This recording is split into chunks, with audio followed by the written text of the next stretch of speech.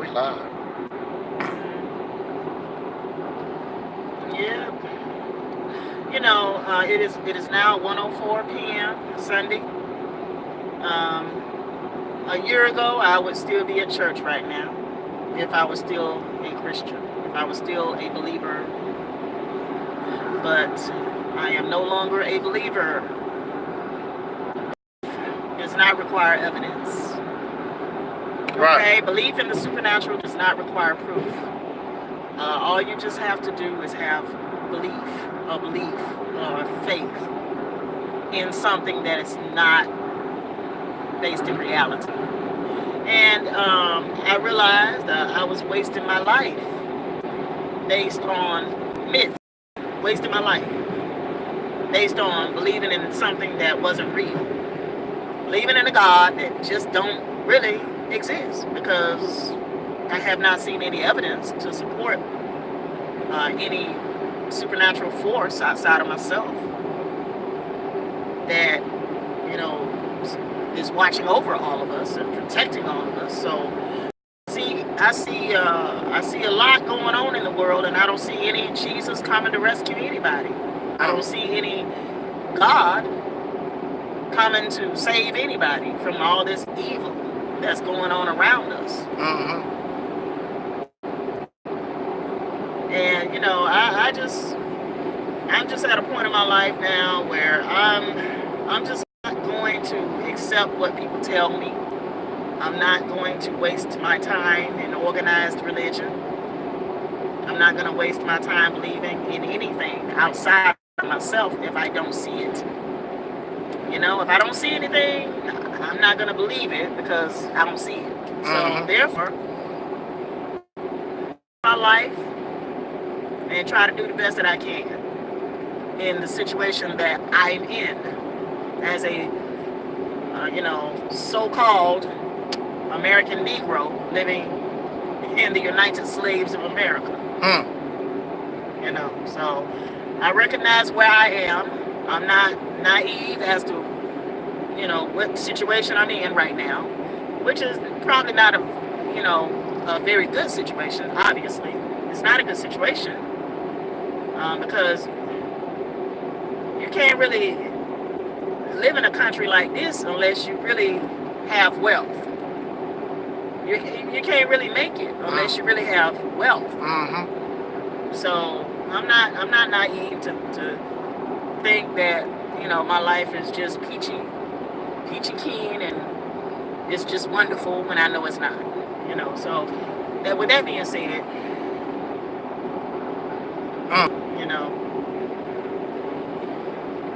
Well, that was our sister Nova. And this, of course, is the Realist Temple on Earth Internet Ministry. I am now in Atlanta, Georgia with our sister Nova Levine. Just going down the highway, chilling out. Chilling. I really don't, I don't like that word chilling. Because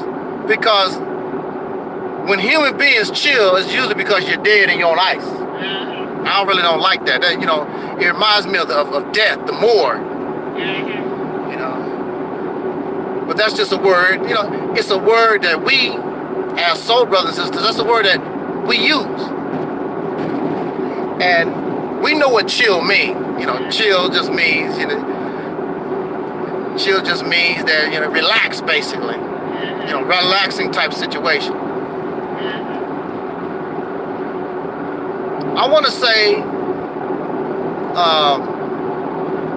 the last few months, I have been going really, really hard on these the pro-black type folks. And I also been going pretty hard on religion.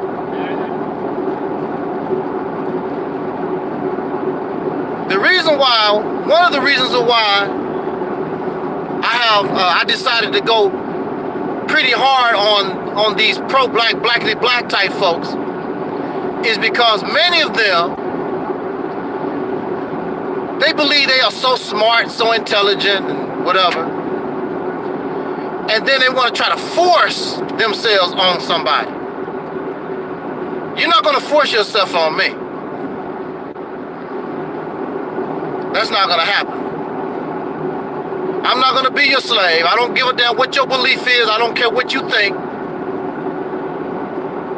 If I tell you I'm not interested, and it's the same thing with religious folks too. They think they can bully you. They think they can make mark of you, threaten you, and all this stuff to force you to believe what they want you to believe and act the way they want you to act. It's not going to happen. You have a lot of people who will fight you to the death. It's not going to happen. Slavery is over. I'm not interested in being a slave to some African person or a slave to some God or whatever. I would hope that this God was real. Who am I not to wish that this God wasn't real? I would hope God would be real. Because if God was real, I could shut up. God come and handle your business. I will. You can get angry at me all that you want to. But time has revealed that these gods do not exist. Time has revealed either God don't exist or your God don't have any power. It's impossible for your God, if this God truly loves us, to allow this to go on for thousands of years.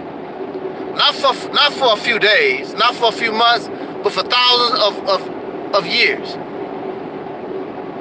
To innocent people. People who have not done anything. Children coming into the world, coming into poverty and suffering.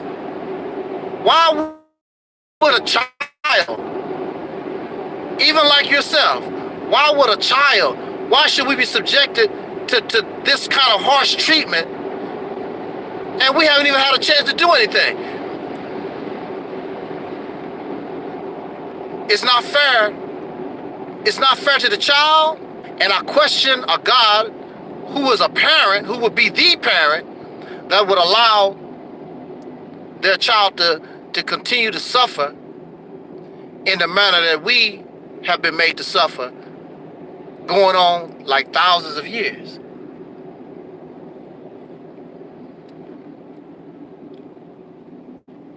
So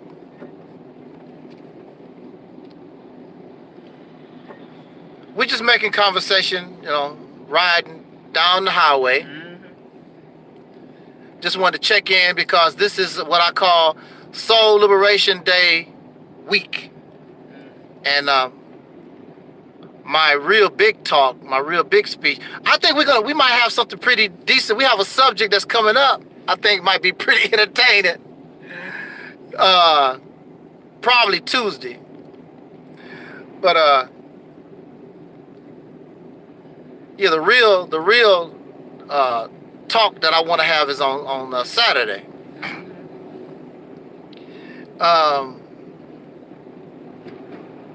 Who am I to not want a God to come handle this business? But see, this is my thing. Don't tell me about your God and your belief. I want to know. I want to see this power. I want to see it now. You can't rush God. You don't tell God what to do. That's because you can't do nothing. That's why.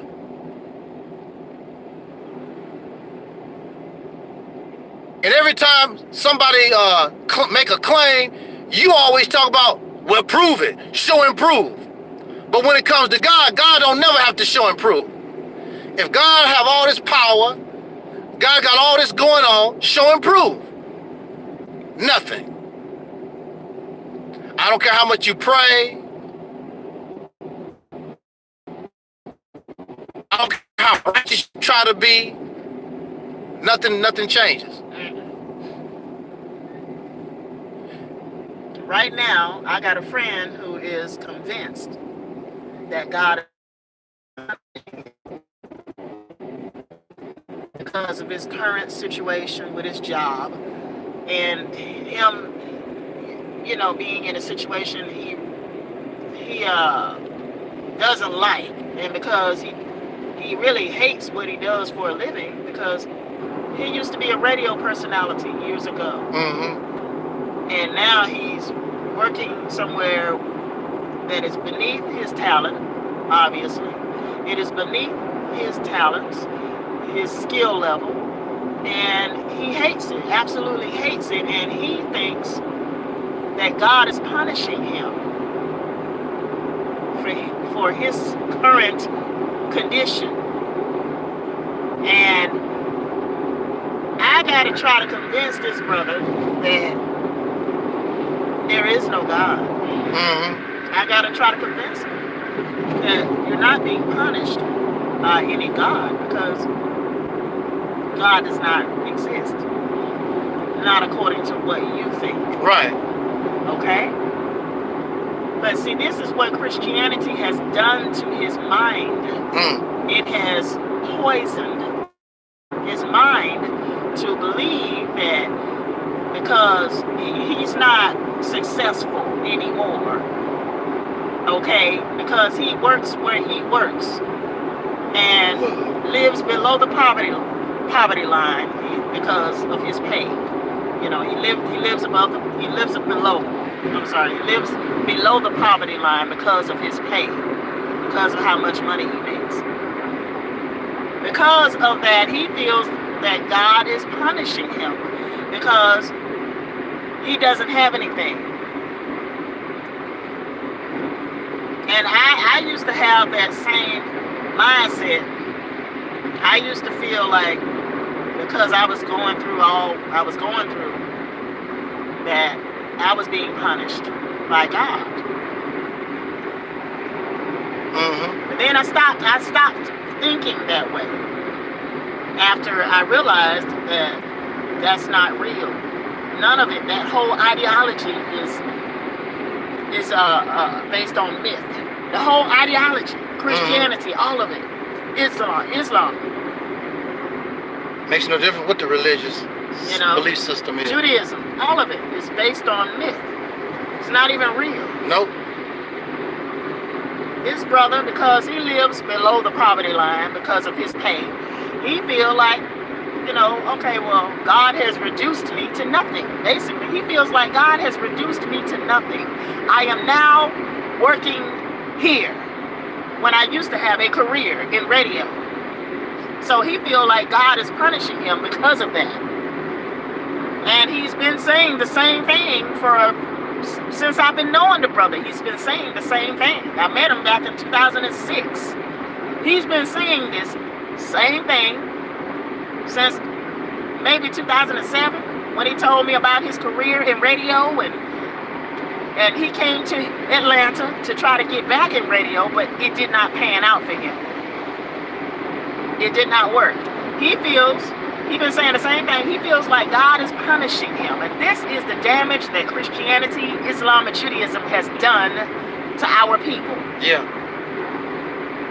This is the mind control damage that these religions have done. That this ideology from the Bible and from the Quran has done to our people.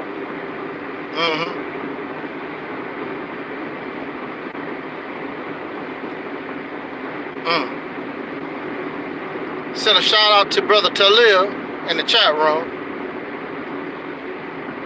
Send a shout out to us. Oh, thank you. Yeah, so. Well, for me, it actually happened a little different, because one of the worst things, as you know, that happened to me was when I went to the nut house. I never thought that it was God punishing me. I knew what the situation was. It was dealing with a silly Negro and some racists. That's why I was in the crazy house. Had nothing to do with God's punishment.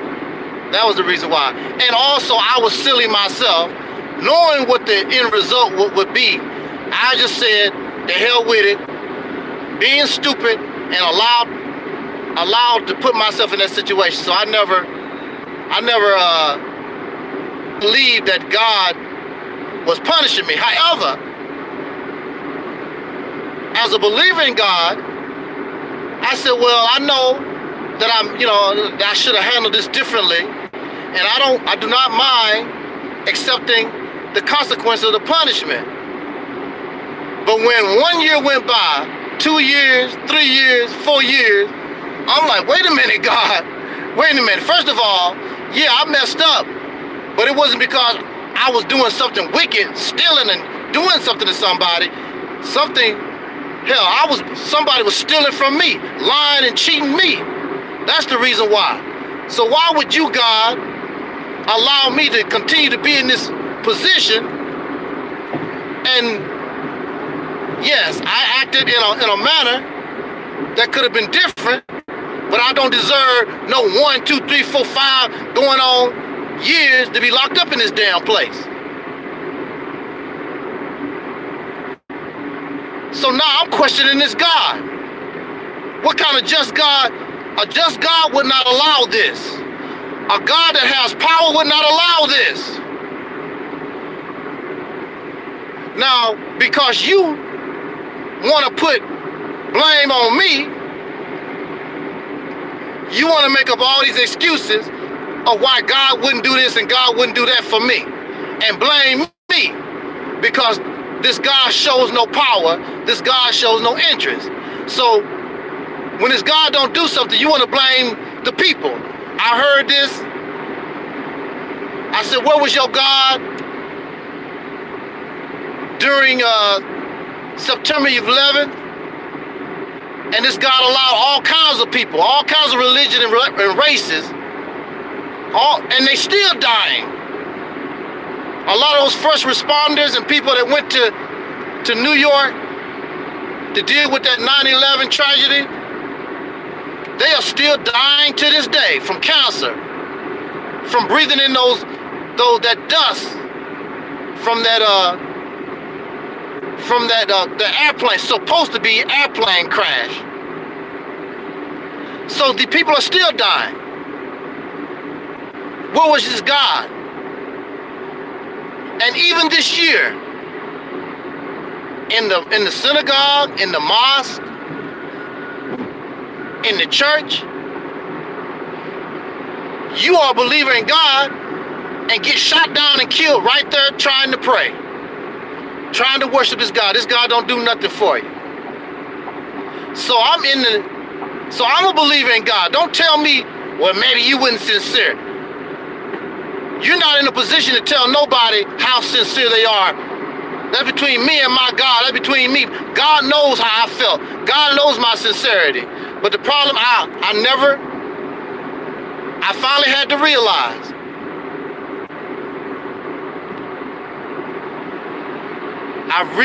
that, before I even get to that point, what made me finally realize that God don't exist is that I called on Allah, I called on Jesus. I just sent out a prayer to all guys, just help me. None of these guys responded. So out of desperation, I said, well, I sell my soul to the devil. And I called out to Satan. And look, I don't mind serving you, Mr. Satan, whoever you are, as long as you get me out this crazy house. And I know Satan's supposed to want your soul.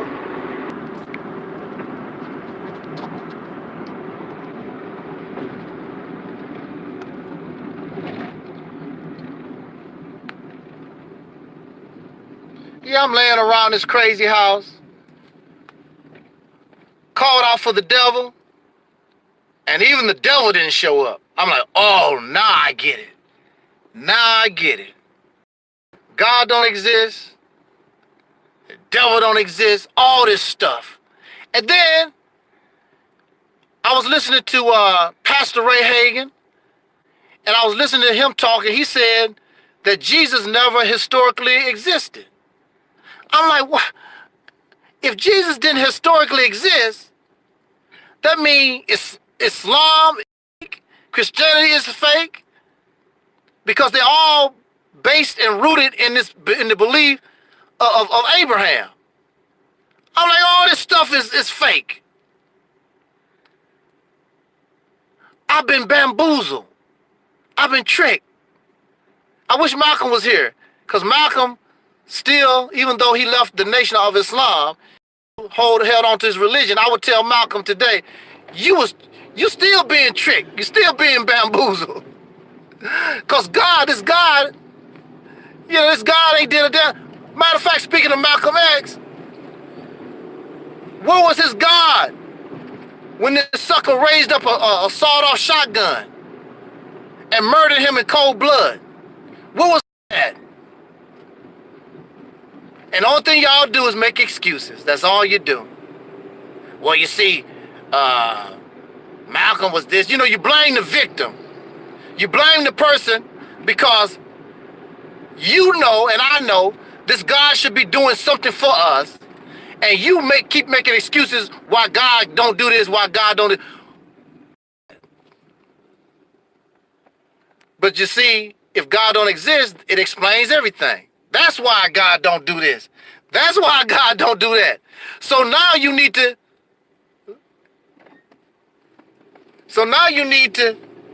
understand that if you don't get it done, it don't get done. You have to learn how to depend on yourself. And if there's a God, it's the God in you. You're a child of God, then you need to be dependent and looking upon the God in yourself. So that's what I had to end up doing. I had to learn how to look inside myself, the God that's in me, my own personal talents.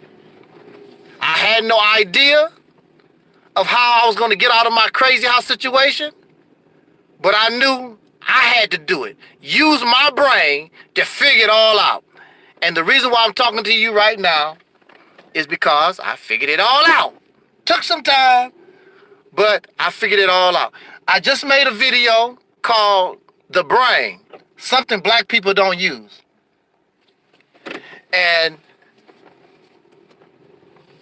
if we was using our brain properly, and if we had the correct information, our situation would be over. And see, that's really how God answers your prayers, because God gave you everything that you need. Gave you your brain, use it. We don't want to. We waiting on some divine person, Messiah, Savior, all that kind of good stuff. It don't work that way. We have to take control of our destiny. We have to take control of our personal lives, and we have to take control of ourselves as a people. Even though folks do terrible things, like when I was locked up, I couldn't spend all my time blaming the white man, blaming these people. They're not going to change. I'm going to have to depend on myself. Blaming them is not going to change my condition. I had to learn how to depend on myself, think for myself, and when that happened, my condition changed. And on that note, we at our destination. Holler with y'all later on.